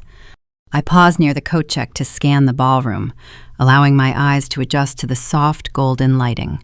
The expenditures required to host this single evening were staggering. A pair of towering ice sculptures carved into the shape of intertwining swans flanked a cascading champagne fountain. Waitstaff in white gloves circulated through the crowd, balancing silver trays loaded with delicate, high-end hors d'oeuvres. In the far corner of the room, a 4-tier cake decorated with edible gold leaf sat illuminated under a dedicated gallery spotlight. It was a theatrical display of infinite resources, a stage meticulously set to dazzle and disarm Trent's old money relatives. David and I stepped away from the foyer and merged into the crowd. We did not blend in with the festive atmosphere. The women around us wore flowing silk gowns in vibrant jewel tones, while the men sported bright linen blazers and expensive loafers without socks. David wore a dark charcoal suit, perfectly tailored to his frame. His broad shoulders carried a quiet, unshakable confidence, and his calloused hands provided a grounding contrast to the fragile crystal glasses clinking all around us. I wore a sharp, dark navy suit cut with severe, uncompromising lines. We did not look like family members arriving to celebrate a joyful union. We looked like a pair of corporate liquidators arriving to audit a failing subsidiary. I carried no square box wrapped in glossy silver paper. My hands held only a slim, black leather portfolio. It rested against my side, the textured grain familiar and heavy under my fingertips. Inside that folder sat the linen-bound civil complaint, the forged banking logs, the verified wire transfers, and the corresponding corporate tax returns. I was walking into the absolute epicenter of my family's manufactured facade, carrying the very documents that proved their entire empire was a stolen mirage. We navigated the perimeter of the room, keeping a deliberate distance from the central inlaid dance floor. Through gaps in the mingling attendees, I spotted my sister. Stephanie stood near the champagne fountain, a flute of vintage sparkling wine balanced effortlessly in her hand. She wore a bespoke designer dress that caught the light from the chandeliers, a garment that likely cost more than a reliable used vehicle. Trent stood close beside her, looking polished and relaxed, playing the role of the smitten fiancé. But Stephanie was not focused on the man she was preparing to marry. She had cornered Trent's mother, an austere woman draped in genuine, understated vintage pearls. The acoustics of the vaulted ceiling amplified snippets of their conversation, carrying her voice over the ambient noise. Stephanie leaned in, adopting a conspiratorial, sophisticated tone. She gestured toward the weeping ice sculptures with her free hand. She was loudly assuring her future mother-in-law that tonight was merely a modest, casual preview of things to come. I heard her boast about the upcoming wedding budget, using words like unconstrained and limitless. She promised the older woman that Richard was currently negotiating to secure an exclusive, historic European venue for the main ceremony, insisting her father spared no expense when it came to his daughter's happiness. The dramatic irony hung thick and heavy in the chilled air. Stephanie was selling a fabricated narrative of generational wealth to a woman whose family actually possessed it, entirely unaware that her own father was a cornered embezzler drowning in commercial debt. She was bragging about a limitless wedding budget, while the precise ledger proving her father's insolvency rested inside the portfolio at my side. She was performing a role financed by a felony, smiling for a camera that was about to run out of film. I shifted my gaze away from the fountain and scanned the surrounding tables for the other half of the enabling dynamic. Susan was holding court near the extravagant dessert display. She wore a tailored emerald gown, her hair styled into a flawless, stiff arrangement designed to withstand a hurricane. As if feeling the sudden weight of my observation, she turned her head and locked eyes with me across the ballroom. Her initial expression of mild defensive panic melted into a broad, visible relief. She lifted her chin, offering a subtle, graceful nod of maternal approval. In her mind, my arrival in a dark suit was a concession. She genuinely believed her unannounced visit to my office had worked. She assumed the extortion threat Richard delivered in the coffee shop had successfully broken my resolve, and that I had arrived to submit. She thought I was ready to play the role of the quiet, obedient sister who swallowed the indignity of theft to protect the family's secret. She believed my presence validated her social standing in front of the new in-laws. I did not return her smile. I did not offer a nod of acknowledgement. I looked straight through her, severing the silent psychological tether she had relied on for 3 decades. My focus bypassed the enabler and the golden child, sweeping across the crowded floor to locate the primary architect of the fraud. I found him at the main VIP table situated at the head of the ballroom. Richard was firmly in his element, surrounded by Trent's wealthy uncles and several prominent local real estate developers. He leaned back in his plush upholstered chair, a tumbler of amber liquor in his hand, spinning an exaggerated tale about his logistics company dominating the southwestern freight routes. He laughed at his own joke, a deep, booming sound meant to project dominance, security, and effortless success. He looked invincible, cloaked in the armor of a catered country club gala, shielded by the presence of his high society guests. He believed the linen envelope containing David's professional ruin had secured his salvation. He thought the ledger was closed. I placed my hand gently on David's arm. He looked down, gave a single, firm nod of solidarity, and matched my stride. We stepped away from the quiet perimeter and walked directly onto the open floor. The distance between the entrance and the VIP table felt like a long, calculated march. I did not veer toward the open bar. I ignored the passing waiters offering silver trays of hors d'oeuvres. The noise of the string quartet and the overlapping conversations seemed to blur into a dull, rushing static in my ears. I locked my eyes onto Richard. I was a forensic accountant crossing a room built on stolen capital, carrying the indictment that would dismantle his entire world. I walked straight toward him. The transition from the periphery of the ballroom to the head table took only a few seconds, but the shift in the room's atmosphere was immediate. When you carry intent, people naturally clear a path. David stayed a half step behind my right shoulder, a silent physical barrier ensuring no one interrupted the trajectory. Richard was still laughing at his own anecdote when the heavy black leather of my portfolio struck the rim of his porcelain dinner plate. The sound of the impact sliced through the ambient noise of the country club. I did not wait for him to recover his composure or attempt a jovial greeting. I unclasped the portfolio and flipped it open, laying the documents flat against the pristine white tablecloth. The color-coded spreadsheet sat on top, followed by the high-resolution copy of the forged withdrawal slip and the certified wire transfer logs from his corporate holding account.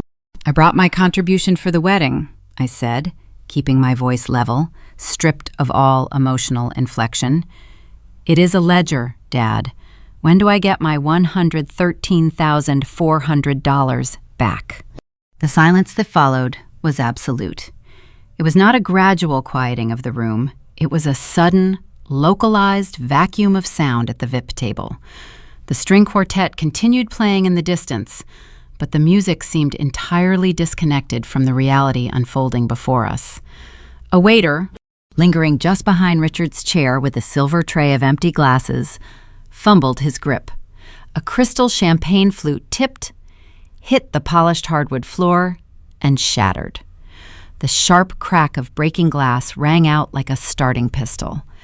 Richard stared down at the documents. The color drained from his face with terrifying speed, leaving his skin a pale, sickly gray. His eyes darted frantically across the spreadsheet, recognizing the exact dates, the exact routing numbers, and the precise dollar amounts of his hidden insolvency. He looked from the papers to my face, his jaw working as he tried to form a coherent sentence. He attempted the only defense mechanism he knew. He tried to project the illusion of control. He let out a strained, highly unnatural laugh, waving his hand toward Trent's wealthy father sitting to his left. "Please excuse my daughter," Richard stammered, his voice thin and reedy, lacking its usual booming resonance. She has always possessed a rather dark sense of humor. A bizarre practical joke, nothing more. I leaned forward, bracing both hands on the edge of the table. I did not raise my voice, but I ensured my enunciation was razor sharp. There is no joke, Richard. You committed felony forgery at a local branch. You stole my generational trust fund to pay the venue deposit for Stephanie's second wedding. And you washed the cash through a failing logistics company to hide it from your commercial creditors. I paused, letting the severity of the federal crimes settle over the stunned table. I am giving you exactly 30 days to return the stolen capital. If the wire transfer does not clear my account by the deadline, this entire portfolio goes directly to the Nevada State Prosecutor. The silence morphed from shock into a palpable, heavy tension. The men at the table, seasoned real estate developers and corporate executives, understood the gravity of the accusations. They recognized the terminology. They knew what piercing the corporate veil meant. They stared at Richard, not with amusement, but with sudden, sharp suspicion. Stephanie, who had been migrating toward the head table to bask in the spotlight, froze a few feet away. The flute of vintage sparkling wine slipped through her manicured fingers, spilling a sticky puddle across the polished floor. She stared at the documents on the table, her fabricated narrative of infinite wealth collapsing in real time. Her eyes widened, shifting rapidly between the spreadsheet and my face. I stood up straight and turned to face her. The frantic panic from our encounter on my front porch had returned, magnified tenfold by the presence of Trent's family. I pointed a finger directly at her quilted leather handbag. "You should use that tungsten pen I gave you to sign the civil debt release," I told her, my voice carrying clearly across the quiet space. Dad's forgery on the bank withdrawal slips is incredibly sloppy. He looped the capital K like a fifth grader. Stephanie opened her mouth to speak, to launch an attack, to deny the reality unfolding in front of her high society audience. But her vocal cords failed her. She looked at Trent, searching for validation, searching for a lifeline. Richard could no longer maintain the charade. The pressure of the inescapable legal trap fractured his polished exterior. He did not attempt to argue the facts or defend his actions. He simply broke. He stood up with such sudden, violent force that his heavy dining chair tipped backward, crashing onto the hardwood floor. He did not look at me. He did not look at Trent's parents. He turned his back on the VIP table, shoved past a startled waiter, and stormed out of the ballroom, leaving the shattered illusion of his empire behind him. His sudden departure acted as a catalyst. The localized silence shattered. The VIP table erupted into chaotic murmurs. Susan rushed forward from the dessert display, her emerald gown catching on a chair leg. Her face a mask of absolute horror as she realized her engineered facade had been publicly dismantled. She reached for the portfolio, intending to hide the evidence, but David smoothly stepped in front of her, blocking her path with his broad shoulders. He did not say a word, simply shaking his head, denying her access to the documents. Aunt Caroline began loudly demanding an explanation, while several cousins pulled out their smartphones, recognizing a spectacular family implosion. The ambient noise of the country club swelled into a frantic, disjointed cacophony of accusations and confusion. I did not stay to watch the fallout. I had delivered the ultimatum. I picked up the leather portfolio from the table, snapped it shut, and turned to leave. My role in the evening was complete. But as I turned toward the exit, my eyes caught a subtle movement at the edge of the chaos. Trent had not rushed to comfort Stephanie. He had not joined the frantic questioning of the older relatives. He was standing perfectly still, his posture rigid and professional. His eyes were not fixed on his weeping fiancée or the retreating back of his future father-in-law. Trent was a commercial real estate developer. He spent his days analyzing risk, evaluating assets, and scrutinizing financial disclosures before committing capital to a project. He recognized the difference between a family squabble and a catastrophic liability. While the rest of the room reacted with emotional panic, Trent operated with cold, calculated precision. Out of the corner of my eye, I saw him take a deliberate step forward. He did not reach for Stephanie's hand. He reached down to the VIP table. Before Susan could bypass David, Trent quietly picked up a stray copy of the color-coded spreadsheet that had slipped from my portfolio during the confrontation. He folded the paper neatly, slipped it into the inside pocket of his tailored blazer, and stepped back into the shadows of the ballroom, his expression unreadable. The confrontation was over, but the collateral damage was only just beginning. The aftermath of a detonated facade is rarely silent. By Sunday morning, my smartphone had transformed into a digital battlefield. The notifications began pinging before sunrise, a relentless, buzzing percussion against my nightstand. The extended Cox family had mobilized. They did not mobilize to demand accountability from the man who committed felony forgery. They mobilized to punish the woman who dared to turn on the lights. Aunt Caroline, Susan's younger sister, led the charge. Her initial text message arrived at 6:15 in the morning. It was a sprawling, unpunctuated paragraph accusing me of orchestrating a malicious, calculated humiliation. She called me a sociopath, claiming I had harbored a sick jealousy of Stephanie for decades and deliberately chose her engagement party to exact revenge. 2 cousins followed shortly after, their messages echoing the same distorted narrative. They accused me of being a homewrecker, of prioritizing a petty financial grudge over familial loyalty and basic human decency. I sat at my kitchen island, nursing a cup of black coffee, and watched the vitriol scroll across my screen. In the psychology of enabling families, the truth teller is always perceived as the aggressor. Exposing the abuser forces the enablers to confront their own complicity, a discomfort they will fiercely avoid by attacking the messenger. They needed me to be the villain, so Richard could remain the victim. I did not type a single response. Engaging with irrational actors only provides them with ammunition. A defense is often interpreted as an admission of guilt. Instead, I activated the screenshot function on my phone. I systematically captured every venomous text, every panicked voicemail transcription, and every hollow threat. I compiled the digital evidence into a new folder labeled Collateral. I treated their emotional outbursts as data points, securing them for potential future harassment claims. Silence, backed by an impending lawsuit, remained my most potent weapon. The digital barrage continued throughout Monday, but by Tuesday morning, a distinct shift occurred. The frantic noise from the extended relatives abruptly ceased, replaced by a heavy, ominous quiet. The silence was not a surrender. It was the calm preceding a much larger shockwave. At 10:30 on Tuesday morning, my office phone rang. The caller ID displayed a private, unlisted number. I answered, expecting another unhinged relative or perhaps my mother attempting a desperate negotiation. Kirsten. The voice on the other end was deep, measured, and stripped of any familial warmth. "This is Trent." I leaned back in my ergonomic chair, setting my pen down on the desk. The golden boy of the Summerlin Country Club, the heir to a commercial real estate dynasty, was calling the sister-in-law who had just nuked his engagement party.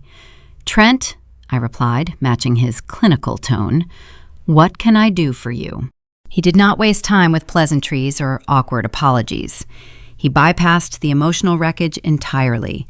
Trent operated in the high-stakes arena of commercial development. He spent his career evaluating zoning risks, securing multi-million-dollar construction loans, and identifying structural liabilities before signing binding contracts.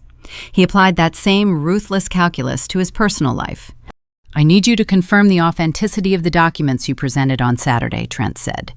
His enunciation was crisp, slicing through the static of the phone line.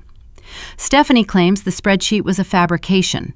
She insists the trust fund belonged to her, and that you are attempting a convoluted extortion plot because you are struggling financially.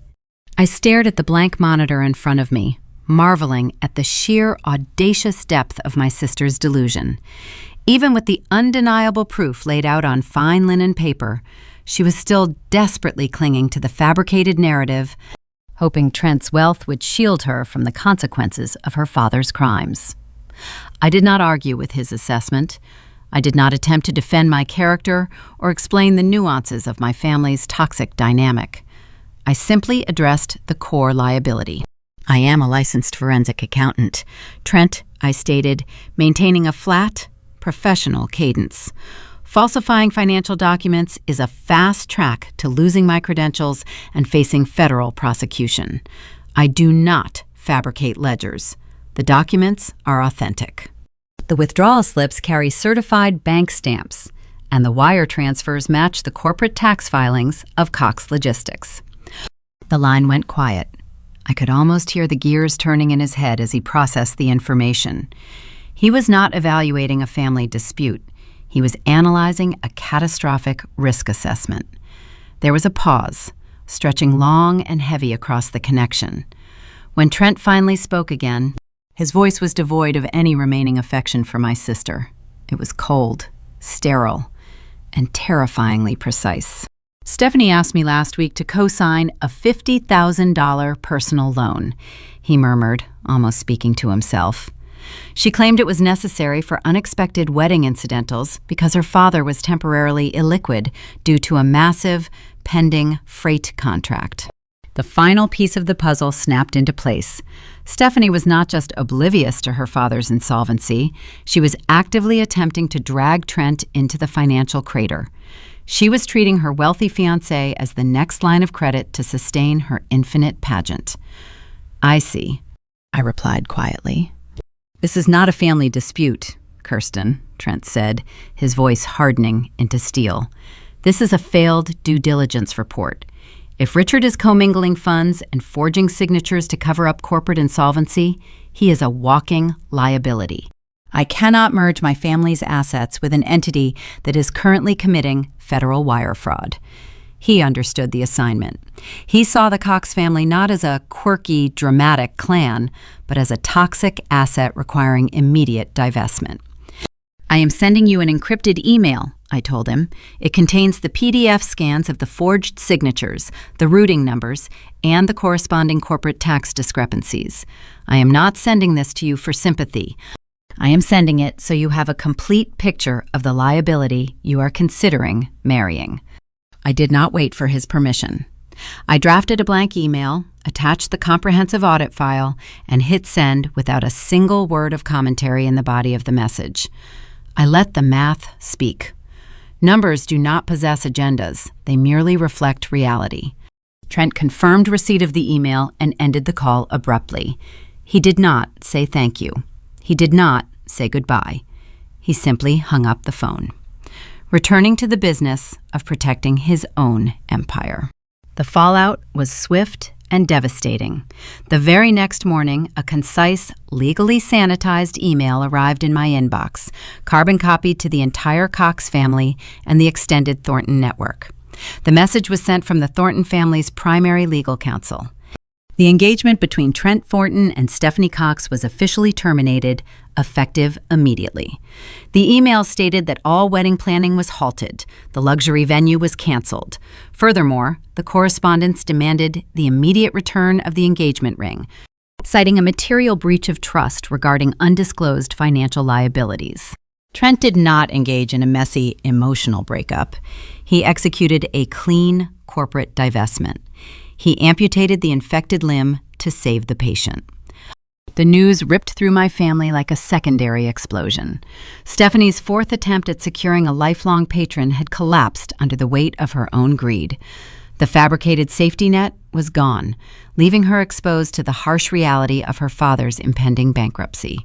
The golden child was finally forced to face the consequences of a ledger she could no longer ignore. The stage was cleared, leaving only Richard to face the final, inescapable legal ultimatum. Arrogance is a stubborn affliction. Even after Trent dissolved the engagement and the Thornton family severed all ties, my father clung to the delusion of his own patriarchal immunity. Richard operated under the outdated assumption that blood dictates compliance. He believed a daughter, regardless of the provocation, would never truly execute a legal strike against her own family. He viewed my 30-day deadline as a bluff, a dramatic negotiation tactic meant to elicit an apology rather than a genuine ultimatum. For the first 2 weeks of the countdown, the Cox patriarch employed a strategy of profound silence. He expected the quiet tension to erode my resolve. He assumed David and I would eventually buckle under the sheer societal pressure of turning a private dispute into a public spectacle. He misjudged his opponent. I do not negotiate with embezzlers, and I do not issue empty threats. On the third Friday of the month, the grace period officially expired. I instructed Gregory to proceed. We did not mail the civil fraud complaint. We utilized a private process server to ensure the delivery was undeniable. The server was a retired county sheriff with a stern demeanor and a shaved head. He walked directly into the glass front lobby of Cox Logistics at 10 in the morning. He bypassed the receptionist, navigated the maze of cubicles, and entered Richard's corner office without knocking. He handed the heavy linen-bound document across the mahogany desk, establishing formal legal service in front of several startled executives. The moment the lawsuit touched Richard's hands, the countdown to his professional obliteration began. The complaint did not merely allege personal theft. Gregory had crafted a lethal document that explicitly pierced the corporate veil, naming the logistics firm as the primary instrument of the fraud. The paperwork outlined exactly how corporate revenue was diverted to pay for luxury wedding vendors. If Richard attempted to file a response and contest the suit in open court, those specific allegations of commingling funds would enter the public record. The consequences of that public disclosure would be instantaneous. His commercial lenders, the banks currently holding his heavy operational debt, monitored the state dockets for any signs of borrower insolvency.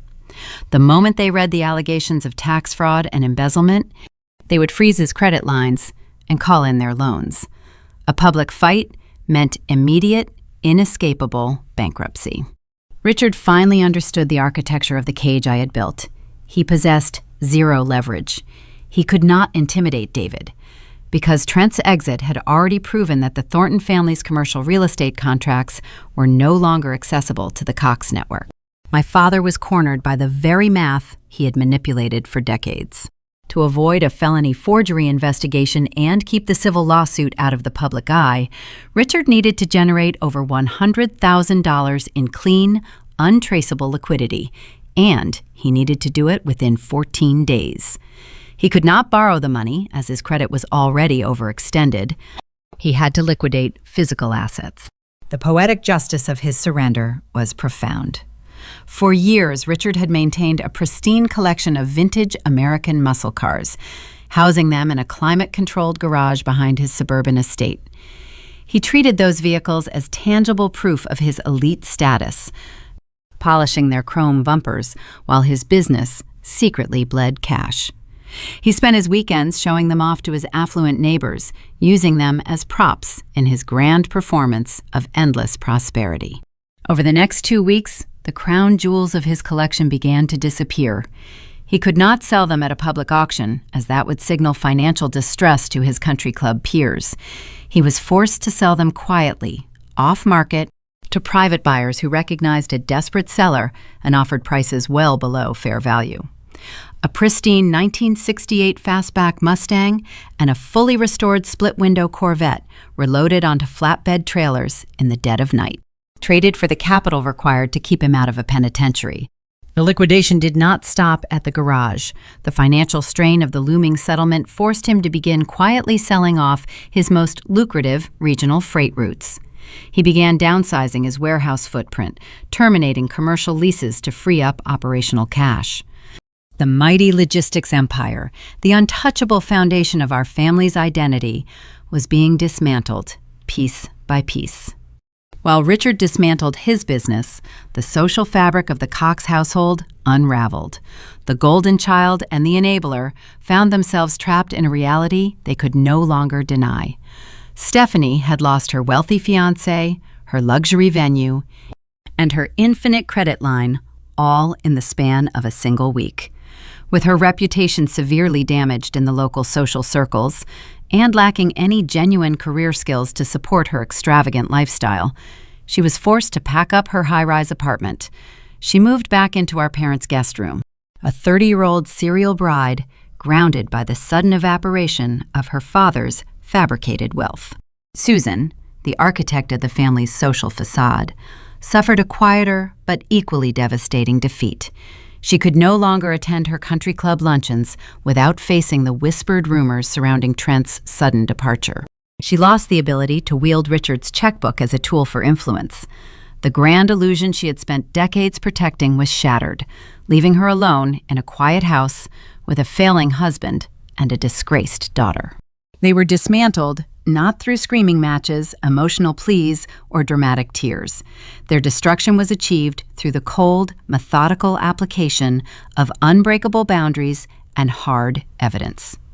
I spent the final days of the deadline focusing on my own firm, auditing client ledgers and reviewing tax strategies. I did not check my bank account obsessively. I trusted the pressure of the legal snare to do its job. On the morning of the 28th day, I was sitting at my kitchen island with David.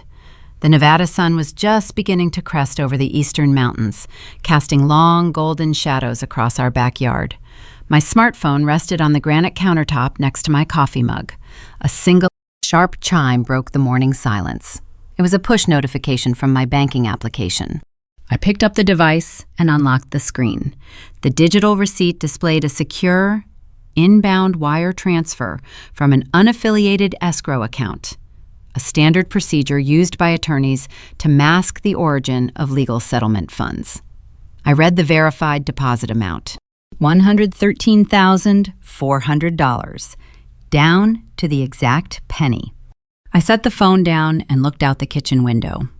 The stolen future my grandmother had set aside for me was finally returned. The principal was protected. The financial debt was officially settled, erased from the active ledger. Richard had capitulated, trading his prized possessions to buy his freedom.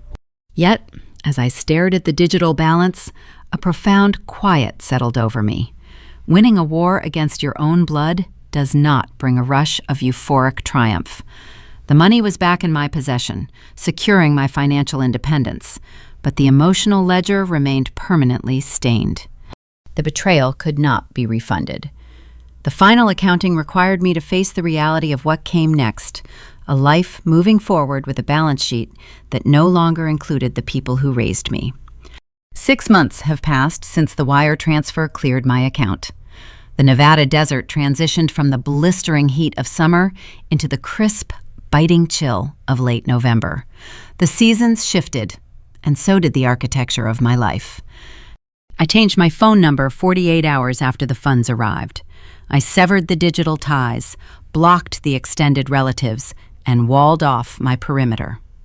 But determined enablers possess a unique persistence. Last Tuesday, Susan found a way through. She bypassed my personal block list by calling my accounting firm outside of normal business hours, leaving a 3-minute voicemail on my office extension. I sat at my desk the next morning, the red notification light blinking in the quiet room. I pressed play. Susan did not sound like the polished country club matron who once tried to negotiate my submission. Her voice was frayed, thin, and choked with genuine, ragged sobs. She did not call to apologize for her complicity in the theft. She called to assign blame.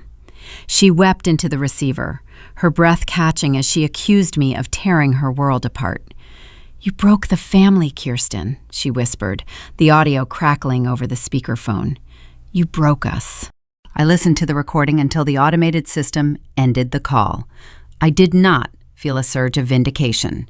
I felt the hollow, dull ache of a daughter realizing her mother would always prioritize a comfortable lie over a harsh truth. I pressed the delete button wiping the audio file from the server. I did not break the family. A foundation built on stolen capital and systemic forgery is inherently unstable. It was already broken. I simply walked into a dark, decaying room and flipped on the fluorescent lights. The sudden illumination exposed the rot they had spent decades trying to hide. With the emotional ledger closed, I turned my attention to the financial reality of the recovered funds. I did not lock the $113,400 away in a dormant savings account. Capital requires movement to generate value.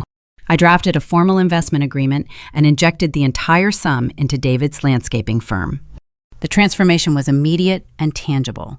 David utilized the capital injection to secure 2 heavy-duty commercial vehicles, purchase commercial-grade irrigation equipment, and hire a dedicated, full-time crew. I managed the bookkeeping, structuring the payroll, and optimizing his tax liabilities. We watched his enterprise expand from a solitary operation into a formidable local competitor. When he comes home now, his boots carry the rich, earthy scent of fresh topsoil and cedar mulch. He sits at our kitchen table, mapping out municipal contracts and reviewing supply chain logistics for civic projects. His success is earned through sweat, calculated risk, and honest labor. We are building our net worth in the daylight, free from the creeping shadows of hidden debt. The news regarding my former family trickles in through the unavoidable grapevine of Henderson commerce. A city that once felt vast now feels like a small town when a prominent empire collapses. Richard is no longer a fixture at the Summerlin Country Club. His membership was quietly revoked following a series of missed dues and the sudden, glaring absence of his vintage car collection. His logistics company operates on a skeleton crew, managing low-yield freight routes just to keep the lights on. The prestigious businessmen who once laughed at his jokes and drank his scotch at the VIP table have vanished. In the brutal mathematics of high society, a man is only as valuable as his credit limit. When the credit evaporated, so did the loyalty. Stephanie is tethered to the wreckage. The lavish high-rise apartment is gone. The endless stream of designer garments and luxury vacations dried up the moment Trent canceled the wedding and demanded his ring back. She reportedly resides in our parents' guest room. A 30-year-old woman confined to the suburban house she once treated as a mere staging ground for her pageantry. The claustrophobia of that household must be suffocating. 3 people, stripped of their fabricated wealth, trapped in a home built on appearances they can no longer afford to maintain. They are isolated in their shared delusion, bound together by the very fraud that engineered their downfall. There is a specific, heavy quiet that accompanies total estrangement. Society conditions us to seek reconciliation, to believe that shared genetics require a mandatory, eventual forgiveness. Stepping outside that expectation requires a willingness to endure a bizarre form of grief. You find yourself mourning people who are still breathing, people who walk the same earth but remain fundamentally unsafe to love. I do not miss the anxiety of waiting for the next demand. I do not miss the subtle insults, the blatant favoritism, or the constant required performance of submission. Yet, there are transient moments where the isolation feels stark. I see a father walking his daughter down the aisle in a movie, or hear a colleague casually complain about their mother calling too often, and a phantom ache resonates in my chest. It is the grief of recognizing the profound void where a family should have been. But peace often demands a high entry fee. I paid the toll. I accepted the quiet loneliness of walking away from a morally bankrupt dynamic because the alternative was surrendering my own identity to fund their illusion. This morning, the Nevada sky broke open in a wash of pale pink and bright gold. I woke up early, before the harsh glare of the desert sun took hold. David was already awake, standing in the kitchen, brewing dark roast coffee. He poured 2 cups and pushed the screen door open. We walked out onto our back patio and sat side by side on a pair of weathered cedar chairs. I held my coffee cup in both hands, letting the ceramic warm my palms. It was not a delicate imported china teacup. It was a cheap, thick ceramic mug we purchased from a local hardware store years ago. The rim was slightly chipped near the handle. A gentle morning breeze rustled the leaves of the oak trees David had planted along our fence line. The neighborhood was quiet, save for the distant hum of a lawnmower and the soft chirping of desert birds. I looked at my husband, studying the lines around his eyes and the relaxed set of his broad shoulders. He took a slow sip of his coffee, exhaled a deep breath, and offered me a small, contented smile. There were no caterers hovering nearby. There were no ice sculptures weeping into silver basins, and no high society guests judging the quality of our upholstery. There was only the solid, undeniable reality of the life we had constructed together. Sitting on that wooden chair, holding a chipped mug, I felt vastly richer than my family ever was. True wealth is not defined by the designer labels in your closet or the vintage cars parked in your garage. It is defined by the absence of fear. It is the ability to answer a phone call without dread, to check a bank balance without panic, and to look in the mirror without checking for cracks in the facade. There is no triumphant Hollywood ending to this story. There is no swelling orchestral score, no tearful reunion, and no grand public redemption. There is just the quiet, unshakable wealth of a clean conscience. My father and sister spent their entire lives cooking the books to look rich, trading their integrity for a fleeting applause that vanished the moment the money ran out. I prefer reality. The math is simple, and the ledgers are balanced. My name is Kirsten Cox, and nobody signs my name but me. If you are currently the black sheep or the outcast because you refuse to play a part in someone else's toxic drama, remember this: your worth isn't determined by their approval. It's built on the undeniable facts of your own resilience. I didn't break my family. I simply turned on the lights and stopped pretending. If this story resonated with you, or if you've ever had to stand up for your truth against a wall of gaslighting, please hit that like button and subscribe the Savage Revenge Stories channel. It helps us bring more stories of justice and resilience to light. Share this video with someone who needs to know that walking away isn't losing, it's finally winning on your own terms. Drop the word receipts in the comments if you believe that the truth always finds its way out. Thank you for watching, and remember, never let anyone else write your narrative or sign your name. See you in the next one.